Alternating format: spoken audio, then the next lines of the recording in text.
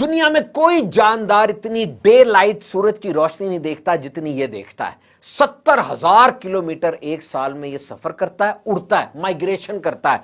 2 गर्मियां 2 समर एक साल में देखता है। इसको वर्ल्ड चैंपियन माइग्रेशन का कहा जाता है और इसके बारे में कहा जाता है कि ये इनविजिबल हाईवेज यानी आसमानों में जो नजर न आने वाली मोटरवेज है उनको भी जानता है। इसका नाम है आर्टिक टर्न।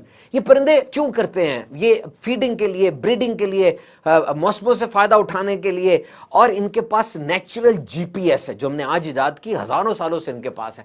ये स्मेल सूंघ लेते हैं, जमीन की मकनातीसी मैग्नेटिक फील्ड्स को इस्तेमाल करते हैं। एक दफा रास्ता मिल गया फिर सदियों तक इनकी नस्लों में वो रास्ता चलता रहता है, ये उसके ऊपर हिजरत करते रहते। कौवा, it is a brain with wings. ये एक दिमाग है जिसके पर लगे हुए हैं। ये पजल्स को सॉल्व कर लेता है, ये औजारों को इस्तेमाल कर लेता है। ये अखरोट को लाके जमीन पर रखता है सड़क के ऊपर कि गाड़ी गुजरेगी, अखरोट टूट जाएगा, मैं खा लूंगा।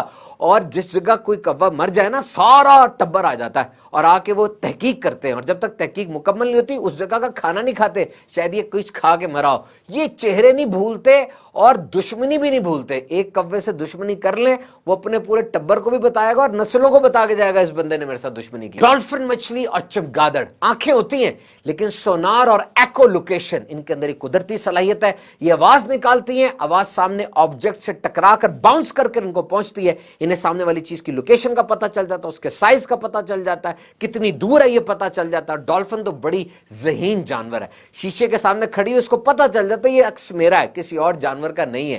ये 50 साल की उम्र होती है, 40 किलोमीटर फी घंटे की रफ्तार से भागती है। 100 दांत होते हैं लेकिन दांतों से चबाती नहीं, सिर्फ होल्ड करती है। शिकार को इससे भी निगलना ही होता है।